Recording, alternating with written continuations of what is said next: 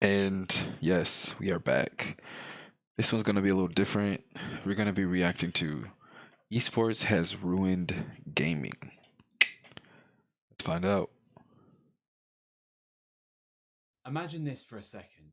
An arena full of excited fans waiting to watch their favourite video game, but this hyper competitive, high octane electronic sport these guys are playing isn't doing too hot right now.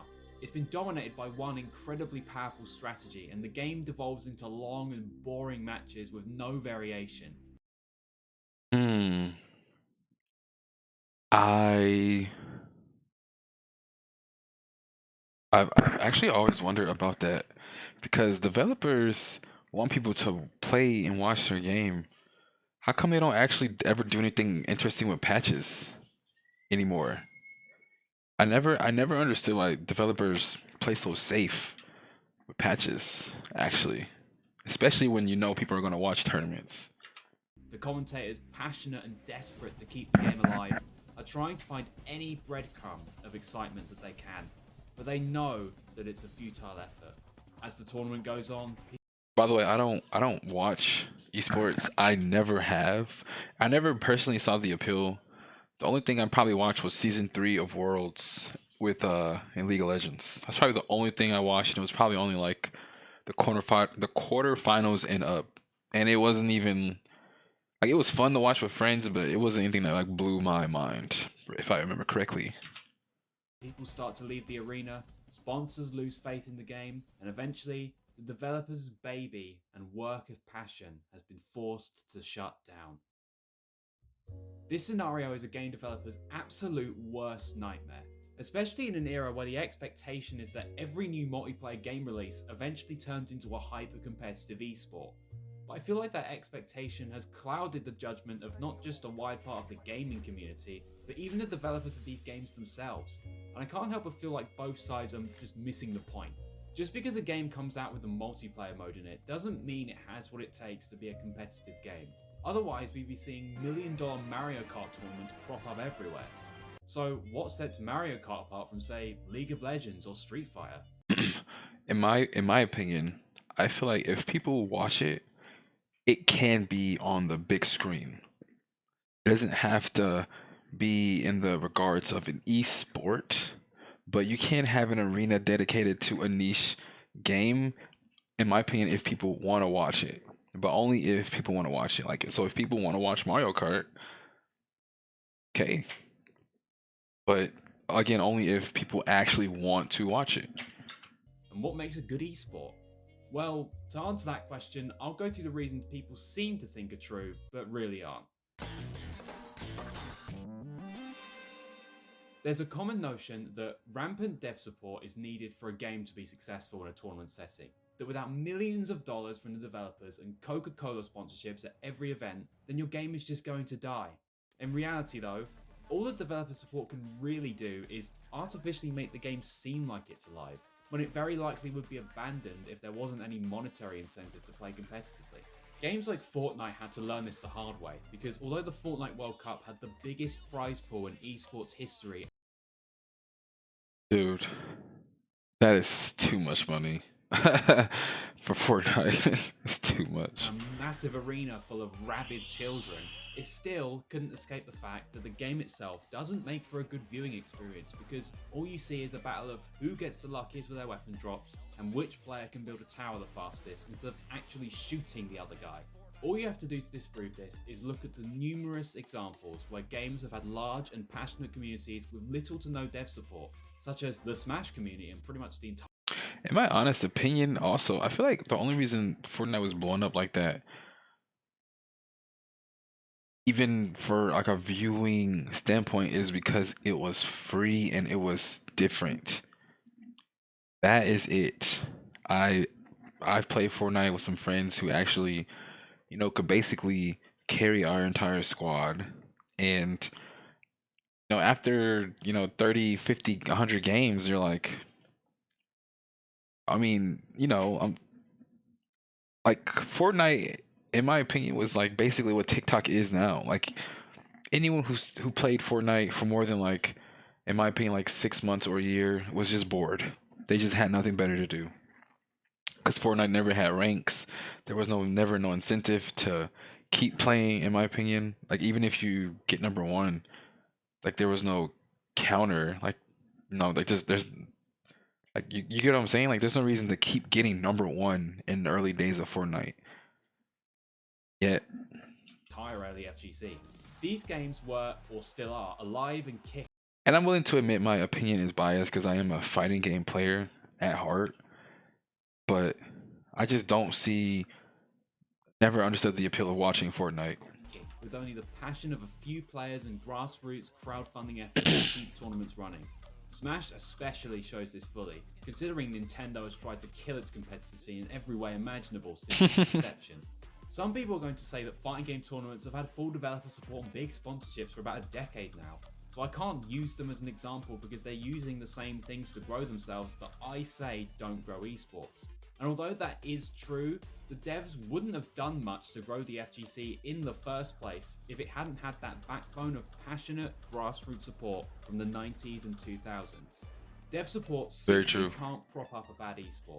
Very true. Adding metric shit tons of content to a game through patches isn't going to do that either. Frequent battle passes, skins, new maps, weapons and characters. All of this, in my opinion, is not really content.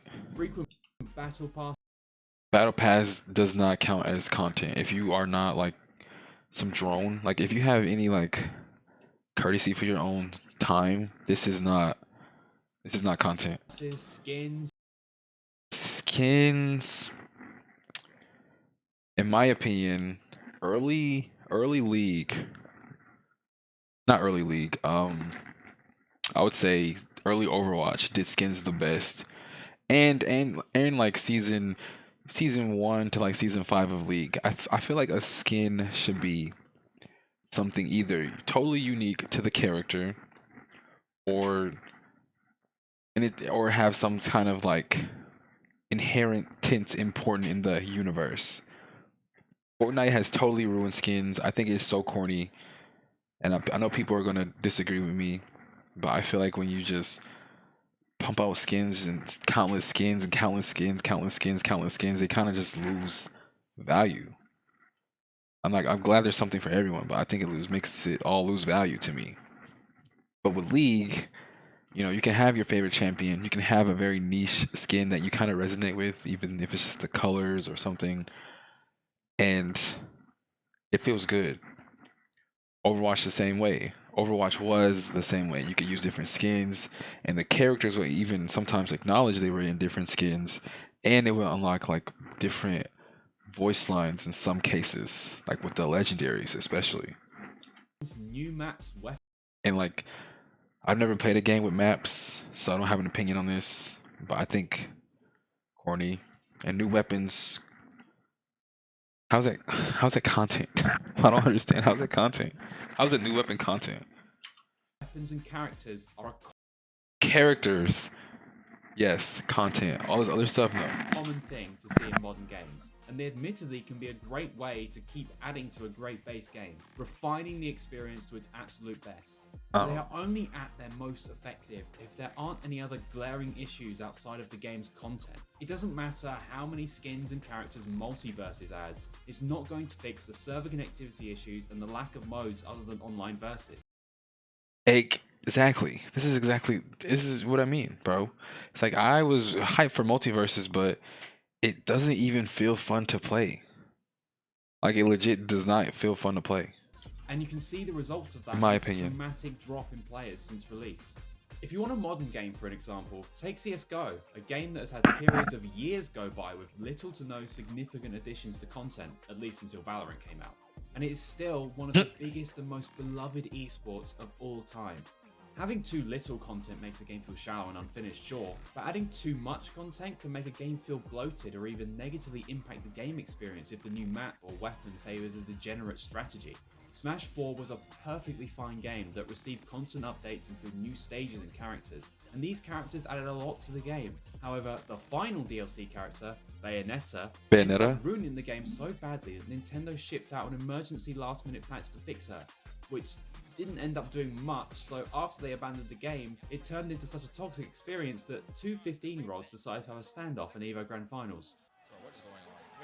I don't know. I was stalling for time.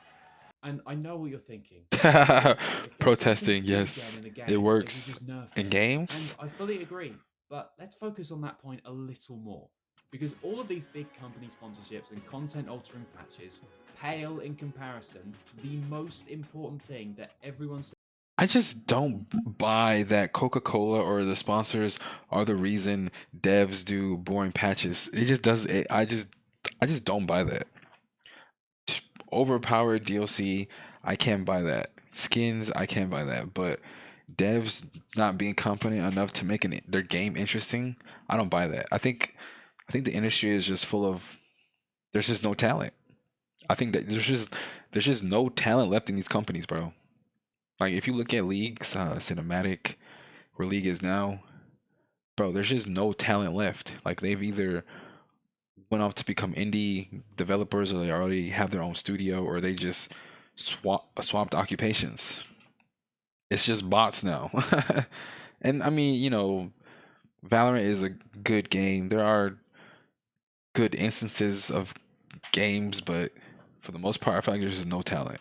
Says a good esport must have the elusive and ever-desired concept of balance. It's the idea that as many options in the game should be viable at the highest levels of play, and through that, the metagame will be healthy and intriguing for the players, and a fascinating experience to watch for the viewers at home.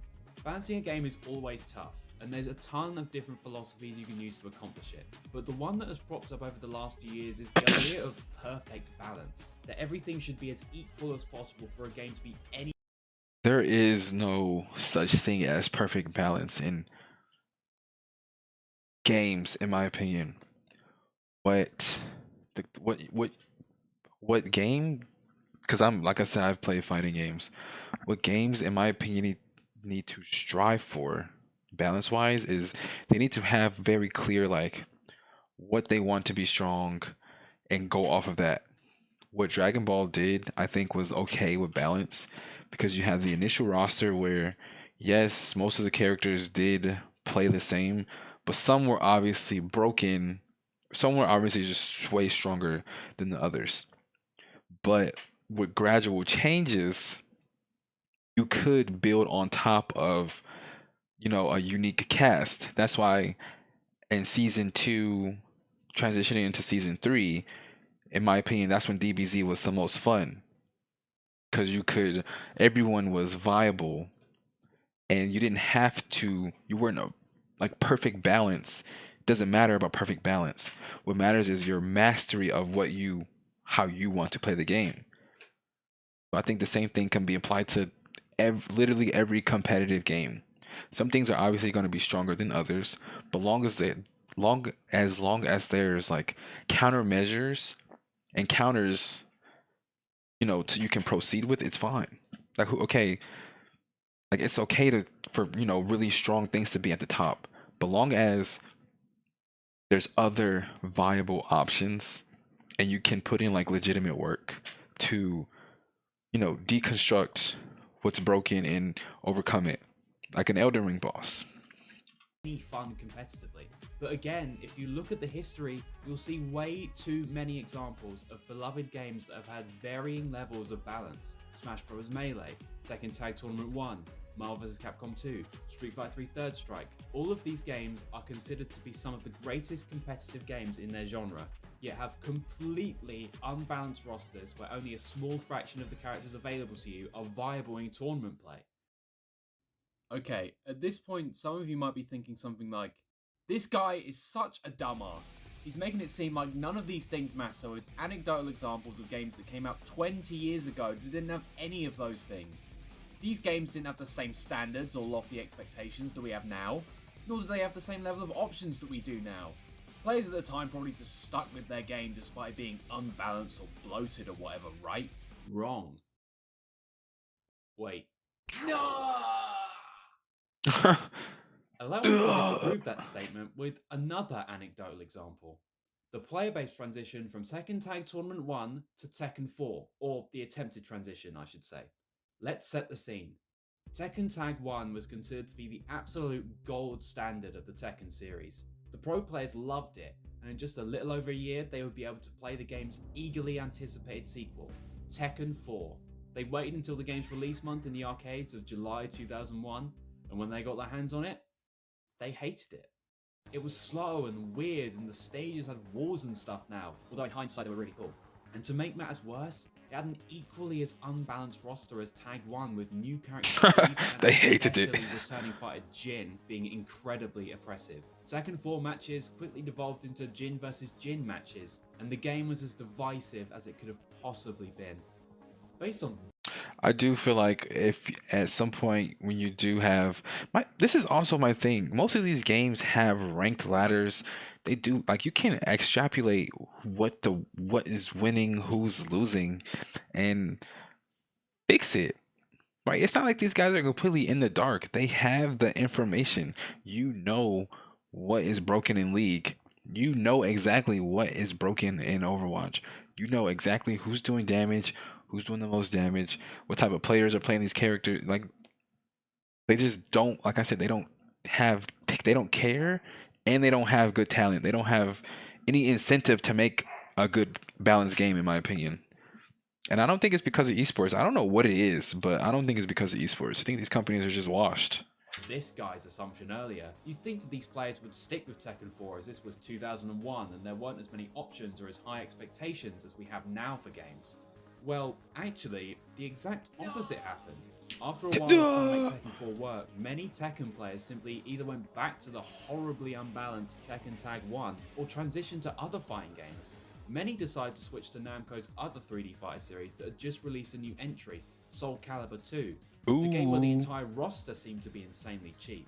So why did they go back? Aren't Tekken Tag 1 and Soul Calibur 2 just as bad as Tekken 4 when it comes to cheap characters and strategies? What was the difference between these games that made people hate Tekken 4 so much yet adore Tag 1 and Soul Calibur 2?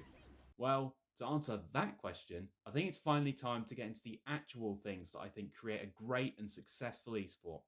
1. The game needs to be easy to understand and watch.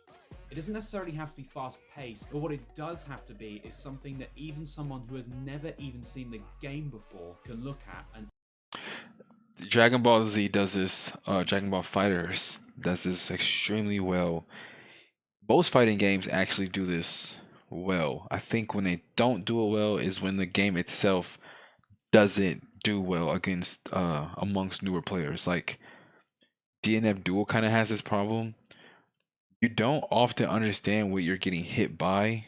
Not DNF Duel. I meant to say now DBFZ has this problem. It didn't have it in the past. You often don't understand what you're getting hit by, so it leaves you confused. But because DBFZ has, like, never mind. It's not even worth my time. understand just from a glance. The game's objectives, important elements such as health and damage, and even strategies need to be as easy to understand as possible. As an easy to understand game is going to have a much simpler time bringing in new players than a visual clusterfuck like Fortnite's pro scene. Overwatch has consistently run into this problem with its esports circuit too, where there are just so many particle effects and stuff happening on screen with no downtime whatsoever that it's overwhelming for people who don't understand the game inside and out. 2. That's true. And passionate community and tournament organizers. I'm not talking about some random. That is, I was gonna say this earlier. The thing that really helped the FGC the most is grassroots, yes, but is the commentators. The commentators held the FGC up for so long. So long. The commentary is so important.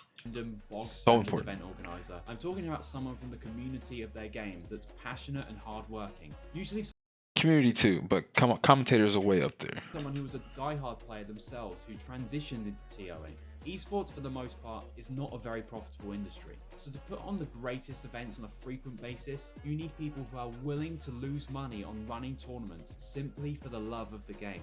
It's what built the early days of Counter-Strike, the FGC, and pretty much every esport that stood the test of time today. If your game's competitive scene can't at some point sustain itself on passion alone, then it has little hope of succeeding in a wider context. And 3, good point. This one is the most that is a very good point. That's a good point. important one. The game's mechanics need to be as perfectly balanced as possible. Some of you are going to say that I'm contradicting myself here, as I literally just said that balance wasn't important. But let's make a key distinction here. All of the examples I showed of unbalanced games gaining esports success were unbalanced in their rosters, their weapons, their specific elements in which you interact with the game mechanics. The reason that people preferred Tekken Tag 1 to Tekken 4 despite both games having horribly unbalanced rosters was because Tekken Tag 1's core game mechanics were simply much more balanced than Tekken 4's. Even if Steve and Jin were nerfed into oblivion in Tekken 4, the game would have died anyway because of its broken wall system and stupidly The wall. one-frame sidewalks. It wouldn't matter if Bayonetta was never added into Smash 4, because the game's over-reliance on shielding as an approach option and the strength of grabs would have eventually killed it anyway. And no matter how many balance patches and new heroes they added to Overwatch 1, it didn't stop the massive amount of stuns and the 2-tank meta from scaring people away. And after those things were fixed in Overwatch 2, you can easily see just how much larger and passionate the community has gotten over that game. Unless it's an extreme. No, the community got baited because Overwatch 2 is not what people thought it was, and it's free. Let's get that straight. I'm putting that's important. Case, when a character or weapon is overpowered, there are always going to be players who will avoid them by using different characters or weapons. Low tier heroes are a thing in every game, but when the core gameplay mechanics heavily favour a particular strat or playstyle, what are they going to do? Avoid the mechanics? Avoiding the game's mechanics. That's a that's a very good and important point. People will play a bad game if it's fun. That's what Dragon Ball Fighters has devolved into, and I think that's what it secretly always was. It's a very fun game, but it is, when I say it's balanced and super fun, no, but it has always been fun and refreshing. Is basically the same thing as not playing the game at all. So from that And perspective, I still it's play it. obvious just Not how really, important actually. a balanced core gameplay loop is. In that sense, the metrics for what make a good esport are very similar to what makes a good game in general. Nobody wants to play a platform where running and jumping are slow after all. But the problem is, in the pursuit of this esports dream and eternal relevancy, a lot of developers seem to lose sight of that fact. Think about the biggest live service games in the world right now. League of Legends, Valorant, Apex Legends. All of these games seem to be in good states now, but where will they be in 20 years? Dude, League is on its last legs, bro. I give League 5 more years and it's gone. I give League 5 more years and then they're gonna either have to do a classic League of Legends or a League of Legends 2. They're gonna Will they even be around I give it 3 years, actually. I said 5, I give it 3. in 20 years? If their level of success stays the same, then probably, but I guarantee you the obsession these games' devs have with constant content updates and frequent balance patches will mean that the Apex of today will look nothing like the Apex of 2042. And what if these changes actually made the game worse rather than better? What will you do then? Play an old. That is League in a nutshell, dude. Every patch for so long has made the game worse. How is there no one at this office who can say, yes, money is important, which I agree. If you have a company, money is obviously going to be the goal of the company. Should you be scummy about it? Obviously not. But I understand that a company and executives are going to do whatever they can for the highest profit. I understand that. In the meantime, I feel like it's just not hard to extrapolate some data and still make the game fun. I feel like it's really not hard. I really feel like it's not hard to change some numbers, remove some things, actually have a plan, have someone actually write down what do you want from your own game? What do viewers want? Like, I feel like it's just not hard, bro. They just don't try. older version of the game. This isn't Minecraft version swapping. These games require you to be online in order to play them. So it's ride or die with Stop showing Marvel Avengers. No one is playing that. the current version until the devs fix it. And if the game's servers get shut down, then tough luck. You are never playing this game again. When talking about game preservation, everyone mentions the old classics that require aging hardware to run. But what about the hundreds of live service games that require massive servers to run and have had so many content patches that the version of the game you played as a kid may not even be available anymore?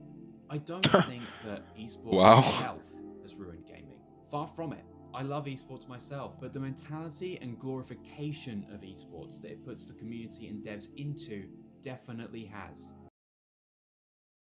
I hmm, I'm not sure what has ruined gaming. I stand on the belief that there's just no talent in the industry. There's just no good talent left. That's what I honestly believe.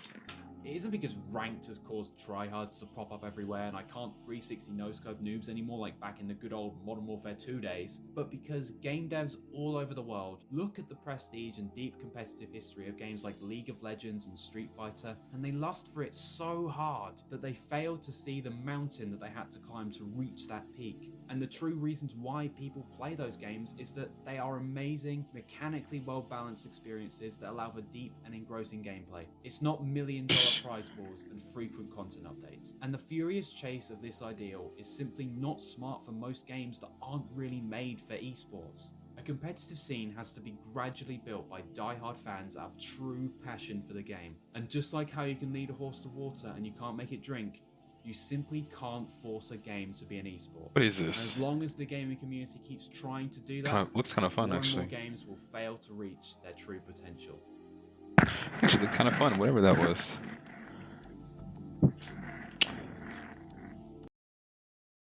That was a cool little video.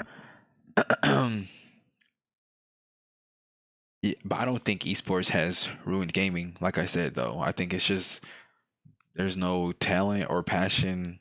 Like the passion gets sucked out of the people that go to these companies because the working conditions are just terrible. You know, I work at a company where if you wanted to be passionate, the company would suck it right out of you with, menial tasks, evaluations that don't matter, rules that don't benefit anyone. Like, yeah, so I already know what it is. I can already see it. So it's not esports, it's just bad company practices, really. If you want to blame anyone, it's the suits. It's not esports, it's the suits. Because fighting games thrive in esports. The environment it creates is so addicting. But whatever. Anyways, cool video. That's that. Yeah. And you know the motto. Thanks for watching. Shout outs to you for watching. And see you guys in the next video.